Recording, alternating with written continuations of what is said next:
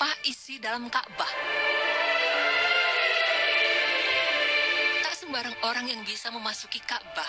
Oleh sebab itu, banyak yang bertanya apa sebenarnya yang ada dalam Ka'bah itu. Apa benar dalam Ka'bah masih tersimpan berhala-berhala zaman dulu, sebagaimana yang dituduhkan kaum perusak Islam?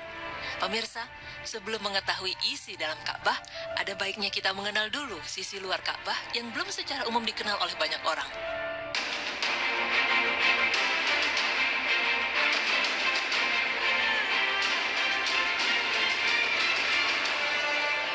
Pintu Ka'bah setinggi 2 meter dari lantai, naik dengan menggunakan tangga seperti tangga mimbar.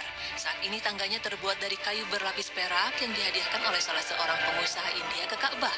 Tangga tersebut tidak diletakkan di dekat Ka'bah, kecuali jika pintu itu akan dibuka untuk kunjungan dalam momen-momen tertentu tidak lebih dari 15 kali setahun. Lalu ada juga pancuran yang muncul dari atas atap di bagian tengah dinding rukun utara dan rukun barat. Pancuran itu disebut Mizab Rahmah. Mizab ini dibuat oleh Al-Hajjaj bin Yusuf dengan tujuan agar air tidak tergenang di atap Ka'bah. Pada tahun 959 Hijriah, Sultan Sulaiman Al-Utsmani mengganti ujungnya dengan bahan perak. Kemudian pada tahun 1021 Hijriah, Sultan Ahmad Al-Utsmani mengganti ujungnya dengan perak berukir yang ditulis dengan tinta biru berselang-seling emas. Pada tahun 1273 Hijriah, Sultan Abdul Majid Al-Utsmani mengirim pancuran air yang seluruhnya terbuat dari emas. Mizab atau pancuran air itulah yang ada sampai sekarang ini. Di depan Mizab terdapat Al-Hatim, yaitu bangunan melengkung setengah lingkaran yang kedua ujungnya berada di rukun utara dan barat dengan jarak 2,3 meter. Tingginya 1 meter dan tebalnya 1,5 meter. Bagian ini dibeton dengan batu pualam berukir dan di sepanjang bagian atas terdapat tulisan yang dipahat. Jarak dari tengah dinding bagian dalam ke dinding Ka'bah 8,44 meter. Ruang yang ada di antara keduanya disebut Hijr Ismail. Lalu bagaimana fisik dalam Ka'bah?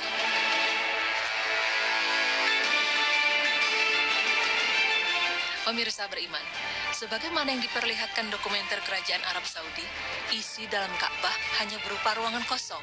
Berikut ada 7 bagian di dalam Ka'bah yang harus kita ketahui, agar terhindar dari fitnah orang-orang yang mengatakan bahwa Ka'bah berisi berhala zaman dulu.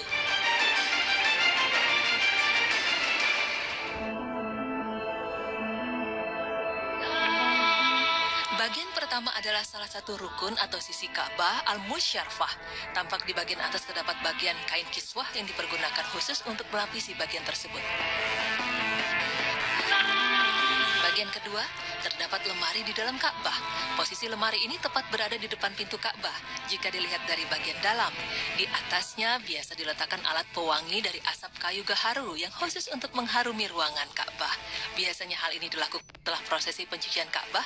Di dalam lemari ini juga tersimpan semacam kapur pewangi yang beraroma mawar untuk membaluri dinding Ka'bah agar tetap wangi. Hal itu juga dilakukan setelah dinding-dinding Ka'bah dibersihkan dengan air zam-zam yang dicampuri dengan air mawar. Bagian ketiga ini adalah tempat sholat Rasulullah SAW ketika beliau memasuki Ka'bah. Raja-raja, gubernur-gubernur Mekah Al-Mukarramah atau tamu kerajaan selalu sholat di tempat ini sebelum memulai prosesi pencucian Ka'bah. Mungkin setelahnya kita berharap bisa menjadi orang-orang yang bisa ikut sholat di tempat ini. Bagian keempat merupakan bagian kecil di dinding Ka'bah berupa batu tertentu.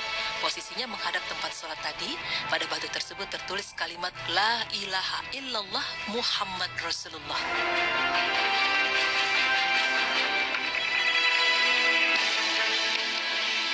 Dinding Ka'bah bagian dalam dibalut dengan batu pualam warna-warni dan dihiasi dengan ukiran bergaya Arab. Terdapat 7 papan yang menempel di dinding ini yang bertuliskan nama-nama orang yang pernah merenovasi atau menambahkan sesuatu di dalam Ka'bah atau Masjidil Haram.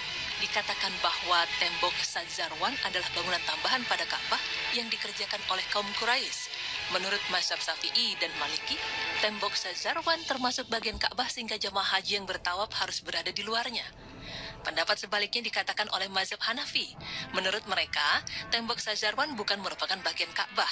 Adapun mazhab Hambali memilih berada di antara dua pendapat di atas. Menurut mereka, menjauhi tembok itu sangat dianjurkan, tetapi seandainya jamaah melakukan tawaf di dalamnya, maka tawafnya tetap sah dan tidak sampai rusak. Namun yang jelas, belum diketahui secara pasti kapan pertama kali tembok Sadzarwan dibangun. Setiap kali Masjidil Haram dipugar, tempat-tempat di sekitarnya juga dipugar. Tembok Sazarwan mengalami pemugaran pada tahun 542 Hijriah, 636 Hijriah, 660 dan 1010 Hijriah.